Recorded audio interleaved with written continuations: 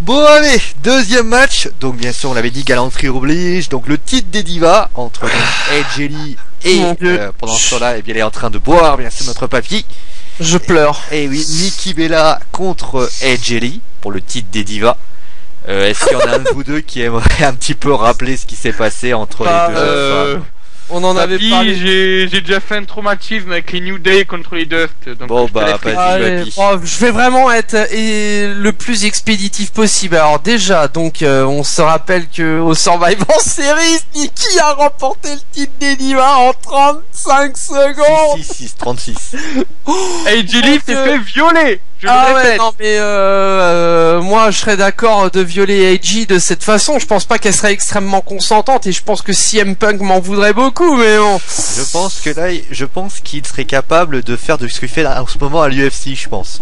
Ouais, c'est clair. Bref, on en arrive le lendemain au Raw du 24 novembre où Brie Bella a battu Edge Ellie sur Small Package grâce à une distraction de Nikki. Oui. Voilà.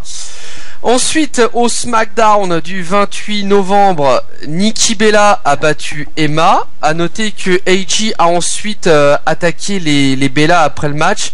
Je crois d'ailleurs que c'est pas lors de ce SmackDown où Nikki a fait une promo où elle tacle un petit peu vite fait. Elle a dit ouais bah moi je parle pas de sexuel moi. Je sais pas. En plus je crois c'est une promo qui a été retirée parce que on lui a dit voilà t'as pas parlé de ça. Je crois un truc comme ça.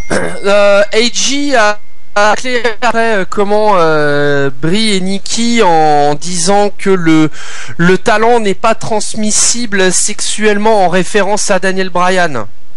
Oui voilà. Voilà. Ensuite, donc on se retrouve lors du Raw du 1er décembre où il y a eu Edge Ellie et Naomi avec avec le Miz qui nous a qui nous a spoilé magnifiquement le match entre AJ et Naomi. Non, AJ et Naomi qui ont battu les Bella Twins. C'est AJ qui fait abandonner Nikki sur le Black Widow. On s'en va ensuite sur le SmackDown du 5 décembre où il y a eu, je cherche, Naomi qui bat Brie Bella. Edge Ellie était à la table des commentateurs. Elle a notamment empêché Nikki d'aider sa sœur pendant le match. Et au final, on se retrouve cette semaine aux Slammy Awards où il n'y a pas eu grand chose. AJ a fait abandonner Summer Rae sur le Black Widow. AJ a obtenu le Slammy Award de la meilleure diva de l'année 2014. D'ailleurs, je rebondirai dessus lors de mon argumentaire sur le choix de la gagnante. Parce que là, je pense qu'il y a clairement moyen de lire entre les lignes. Et le SmackDown de ce soir du vendredi 12 décembre que je n'ai pas encore vu. Spoiler. Nikki Bella bat Alicia Fox. Alors est-ce vraiment une surprise? Bon bah voilà, en fait il n'y a pas grand chose à dire sur ça. On va simplement parler rapidement de la rivalité entre les deux jeunes femmes. Si on peut en parler rapidement, est-ce que... mon Dieu. Voilà, en train de mourir sur place, yo. Non pas mais ça. Bah je sais pas, je vous pose des questions, faut bien que je fasse l'animateur un peu. Non mais franchement, hormis la vanne d'AJ qui balance à Brie et à Nikki que le talent n'est pas transmissible sexuellement et le speech qui peut être considéré limite comme un speech d'adieu d'AJ cette semaine à Raw pour la cérémonie des Slammy Awards, y a rien. Bon bah voilà, ça a le mérite d'être clair. C'est nul à chier. C'est aussi plat qu'une étape de plaine du Tour de France. Putain, mais voilà, mais désolé, mesdemoiselles, j'ai été extrêmement misogyne. C'est aussi plat que la poitrine d'une gamine de 10 ans. Il en connaît une gamine de 10 ans. Hein. Mais va te faire shampouiner. Pour rester poli. Bref, le sondage. Bon bah allez, c'est parti. Ouais. Bon alors sur Racing Football, c'est pas parce que ce match. Il faut savoir que ces matchs-là ont été annoncés en dernier lundi, donc forcément, on n'avait pas la possibilité de sortir des bons pronos. Après la cérémonie des Slammy Awards de la WWE, parce que sur la communauté de Racing Football, je vous l'avoue, hein, on vous parle encore sans détour, on a que 4 votes pour le match. Et c'est du 50-50. Sur le reste du WWE Universe, à noter que c'est quand même aussi assez partagé, c'est quand même pas mal serré, parce que Nikki Bella est en tête avec 47%.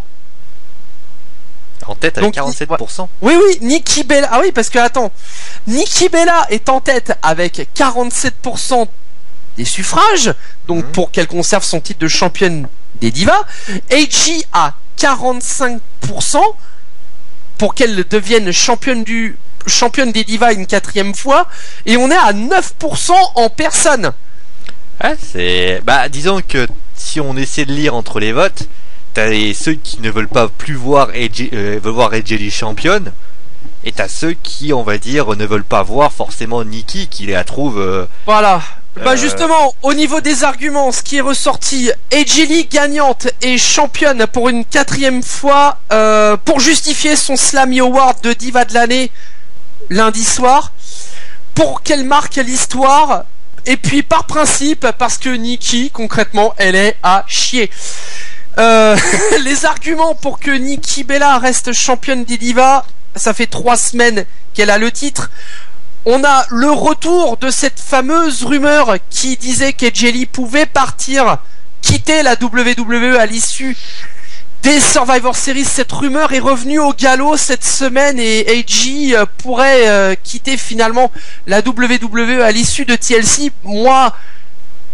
Sio, Marie, et même Fafa, je crois, on n'avait pas spécialement botté en touche, on avait plutôt parié sur le moyen terme pour que AJ quitte potentiellement la WWE d'ici la fin du mois de décembre.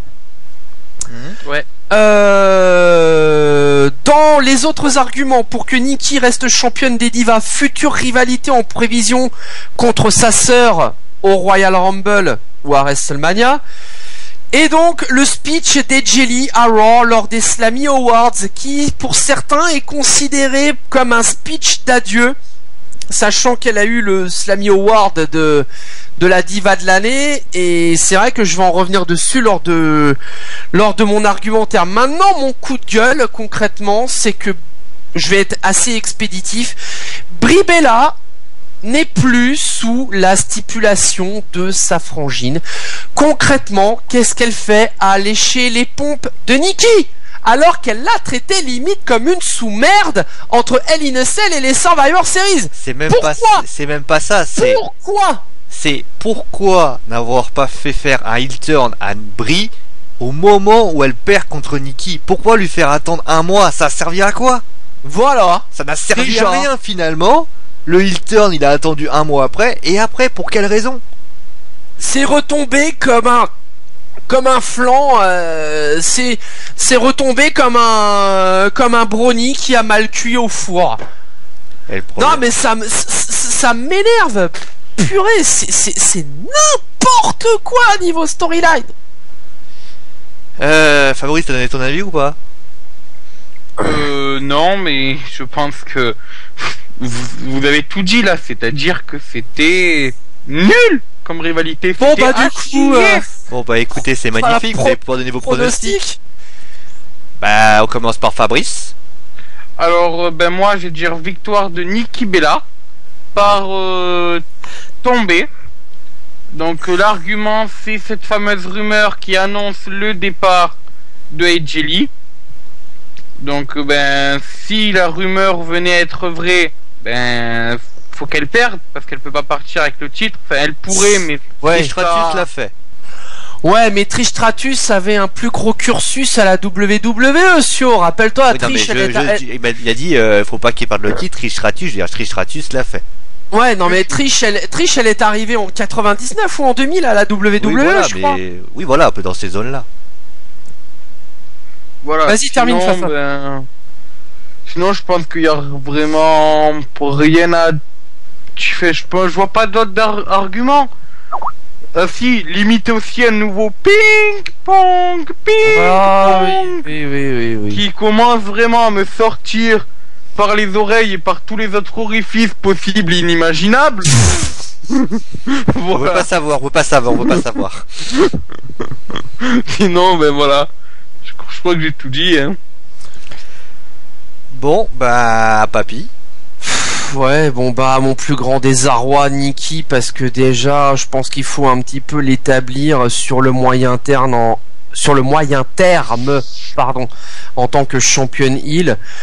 Et concrètement, déjà, j'ai écouté le speech d'AJ, je me suis dit tiens, bizarre quand même. Et après, en ayant bifurqué sur FN Lutte et les news qui sont retombées, c'est clair que j'ai revu plutôt, devrais-je dire, le segment où AJ fait son speech d'adieu, entre guillemets. On pourra dire ça plus en détail et comment dire dans les jours, voilà, dans les jours ou dans les semaines à venir. Si on savait pas qu'elle partait, peut-être que certaines personnes auraient juste dit voilà, c'est une consécration, elle avait juste envie de remercier tout le monde et tout ça aussi. Voilà. Le truc, c'est que déjà AJ, avant qu'elle reçoive son Slammy Award, elle a fait une légère accolade de déconne avec Jerry Lawler. Pour celles et ceux qui sont branchés régulièrement sur les sites de news, comme les plus fiables, hein, on glorifie régulièrement FN Lutte, Smart Hall et toute son équipe. Bonjour à vous, et éventuellement si vous nous écoutez, et qui est d'ailleurs selon moi l'un des sites, voire le site de news le francophone de la WWE et de la lutte professionnelle en règle générale le plus fiable. On sait que AJ Lee n'est pas quelqu'un de très contact, de très tactile. Par exemple, lorsque les fans veulent la prendre en photo, il y a toujours un écart de distance entre AJ et les fans. AJ, par principe, ne veut pas être prise par le bras d'un fan ou d'une fan sur l'épaule, et encore moins qu'on la prenne par le tour de taille par les hanches. Alors que, à contrario, Paige est beaucoup plus appréciée par rapport à ça, parce que Paige, quand elle rencontre les fans, elle n'hésite pas à faire elle hésite pas à faire des bisous, voilà, comme le dit Fafa. Elle n'hésite pas à faire des bisous, elle n'hésite pas à être prise par la taille, par les hanches, voilà, tant qu'il n'y a pas d'arrière-pensée, voilà, il n'y a aucun problème.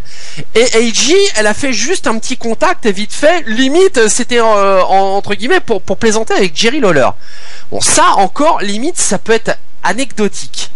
Mais quand on décortique le speech d'AJ, quand elle reçoit son Slammy Award, AJ nous explique qu'elle espère que l'année prochaine, ce sera des filles comme Becky Lynch, Sasha Banks, Charlotte, Paige, qui vont avoir le Slammy Award de la meilleure diva en 2015. Qu'est-ce qu'on peut comprendre derrière tout ça? Déjà, on peut supposer qu'elle s'en va, qu'elle va pas rester. D'une. De deux, elle met en avant la nouvelle génération. Bon, elle met... Alors là, c'est clair que c'est... Moi aussi, j'ai vu ça comme étant un très gros tacle à Total Diva. Parce qu'elle cite aucune nana de cette télé-réalité. Si, Paige. Ouais, non mais attendez les mecs. Paige entre parenthèses, parce que Paige va intégrer le casting de Total Diva sur la saison 4 qui commencera en janvier ou février, je crois. Donc Paige n'est pas encore complètement dans le casting de Total Diva. Maintenant, c'est clair que AJ, en balançant ça, quand elle cite toutes les belettes qui sont à NXT et Paige qui a rejoint le main roster de la WWE à l'issue de WrestleMania, pour moi, c'est une évidence. Elle cite des filles pour qui elle a reconnu du talent in-ring et éventuellement des filles charismatiques et qui peuvent se débrouiller comme elle au micro. N'en déplaise à certains et certaines, je le dis haut et fort, oui, AJ est bonne au micro et je vous merde. Et pas qu'au micro. Oui, sur le ring aussi, oui. Oui, et puis elle est un petit peu. Enfin, voilà, elle a un petit peu un joli physique, quoi. Entre parenthèses. Non, et après, on peut partir encore dans des explications diverses et variées. Oui, elle a pas cité Natalia, patati patata. Moi, concrètement, quand elle sort ça. C'est clair que j'ai regardé un petit peu entre les lignes et je me dis merde, AJ elle est pas en train de indirectement de nous faire son discours d'adieu là. Surtout qu'elle a dit un truc et moi ça m'a encore plus marqué que quand elle a parlé de la nouvelle génération. Elle a dit j'ai réussi mon objectif il y a 2 ans, je vous ai dit que je réinventerai la division. Ouais, elle voulait elle voulait en partie révolutionner la division des divas. Bon, moi je dis que AJ a fait le boulot à peu près à 50% parce que je pense qu'elle a clairement à certains moments été freinée par la direction de la WWE, par les bookings aussi qui ont été mis en place. Et voilà, c'est tout. Je pense que comme pour son mari, à certains moments, elle a pas pu, comment dirais-je, s'exprimer complètement, hormis ce fameux segment légendaire en fin août de l'année dernière, avant le pay-per-view Night of Champions, où elle a flingué toutes les filles de Total Diva. Alors quand on me dit que AJ est mauvaise au micro, moi je me fends la gueule. Revoyez encore une fois cette putain de pipe bombe d'AJ Lee qui tacle toutes les filles de Total Diva et qui remonte à fin août de l'année dernière. Elle est très facilement retrouvable sur YouTube. Et après, venez me voir et osez me dire que AJ est mauvaise au micro. Ça n'a rien à voir avec ça, c'est que ce speech était tellement fort. Il était tellement bon, putain, moi j'ai pris mon pied quand elle l'a dit. Que les Bella Twins ont été vexées par ce qu'elle a dit. Elles ont été vexées, elles ont dit ouais mais comment tu peux dire ça? Vas-y, viens ici. Non mais limite, je crois qu'à l'époque, je crois que j'ai encore revu le segment il y a 1 mois ou 2 en arrière, je me suis encore fendu la gueule. Nati, je crois que limite elle dit putain je fais quoi là? Alors t'as Naomi et Cameron, j'en parle même pas. Et les Bella Twins alors Brie et Nikki, c'était festival. Donc oui, voilà, concrètement pour moi le speech de d'AJ lundi quand elle a reçu son Slammy Award de la meilleure diva de l'année, c'est clairement une forme dérivée pour dire qu'elle s'en va. Puis même par rapport à la storyline en elle-même, voilà, j'estime qu'il faut que Nikki garde le titre pour qu'elle soit établie en tant que championne heel sur le moyen terme et qu'elle nous casse bien les pips. Voilà, Sio, à toi, fais-toi plaisir. Bah moi déjà j'ai lu le speech. Ça me désole un peu Papy par tomber. Oui, bah oui, par tomber. Ça me désole un peu qu'elle ait pas annoncé, qu'elle aurait pu le dire, hein, voilà, je vais partir, parce que peut-être que ça aurait pu offrir un petit moment de suspense, un peu en disant bon ben je m'en vais, mais moi je sais que c'est Nikki qui va gagner par tomber, parce que ça serait compliqué de lui donner la possibilité de faire autrement. C'est très triste de ma part parce que j'adore AJ Lee, c'est une diva qui, moi je trouve que c'est une diva qui a su se remettre en question aussi. On se rappelle quand elle était au début, quand elle est arrivée au début, c'était une femme qui, enfin, pour moi, une gamine qui adorait les jeux vidéo, qui on va dire était, à peu près, je vais pas dire la bonne copine, mais qui a un peu été gamine dans sa tête. Non, exact. Et au fil des années, elle a grandi et surtout, elle s'est racheté un caractère, elle s'est racheté un potentiel, et beaucoup de personnes d'ailleurs, je pense, quand ils la critiquent, se focalise souvent sur ce qu'elle faisait auparavant. Beaucoup de personnes disent voilà, AJ Lee c'est pas AJ, c'est une petite gamine habillée on se rappelle, elle était même pas habillée comme elle est habillée maintenant, elle était habillée avec des tenues de lutteuse assez lambda. Elle avait des genouillères avec des têtes de mort un peu geek sur les bords. Voilà, mais c'était très lambda. Il a fallu que Daniel Bryan, il a fallu que Daniel Bryan la décoince un peu pour que elle réussisse à redevenir déjà la AJ Lee, puisque à ce moment-là, elle a eu cette gimmick de tourmentée qui a totalement fait exploser. Et puis je pense qu'à ce moment-là, la WWE s'est rendu compte qu'elle avait réellement un potentiel, et que ça soit dans le niveau, parce que je rappellerai juste une chose, c'est qu'elle a été quand même manager général de Raw. Ça les je l'oublie, mais elle a été manager général de Raw. Elle a été avec Dolph Ziggler, elle a été une très bonne manageuse de Dolph Ziggler, elle a été championne féminine, championne des divas. Pour ainsi dire, on pourra toujours peut-être dire elle ne mérite pas, mais pour moi, elle a tout simplement fait une carrière à la WWE. Et je suis triste de la manière dont elle part, parce que j'estime que si ça aurait été contre Paige, j'aurais rien dit, mais j'estime que Nikki Bella ne mérite pas le titre des divas. Malheureusement, les situations est ce qu'elle est. Je pense qu'ils vont bientôt aller vers une nouvelle rivalité. J'espère que les Twins vont pouvoir se taper sur la gueule. Mais pour le moment, je pense qu'ils vont écarter, et j'espère sincèrement, c'est ça que j'espère, qu'il n'y a pas, on va dire, une humiliation de AJ Lee à nouveau, et qu'on fasse pas passer de AJ Lee juste parce que CM Punk l'a trop ouverte, ils en fassent passer d'une personne qui, on va dire, soit... Ah bah là, sinon je pète un scandale. Ah non, mais moi aussi, je trouverais ça scandaleux que AJ Lee subisse ce qu'a dit son mari. Son mari dit ce qu'il veut, ce qu'elle veut, on sait même pas ce qu'elle en pense, d'ailleurs, elle peut peut-être aussi dire... Et d'ailleurs, c'est assez ironique. Non, elle est restée très discrète sur la question. La seule chose, c'est qu'elle a dit qu'elle était fière que son mari arrive en UFC. Et puis, ça confirmerait que la WWE est une bande d'hypocrites, parce que je rappellerai qu'ils ont souhaité bonne chance à CM Punk pour l'UFC aussi. Une belle bande de connards quand ils s'y mettent. Après, voilà, Nikki Bella par tomber, mais vraiment à grande contre-cœur, vraiment. Bon, allez, on va passer à la suite. Donc on va aller s'occuper maintenant des matchs qui sont garnis, qui ne servent à rien, mais qu'on va faire quand même. Vous l'avez deviné qui ils sont, bien sûr. Allez, à tout de suite. À tout de suite.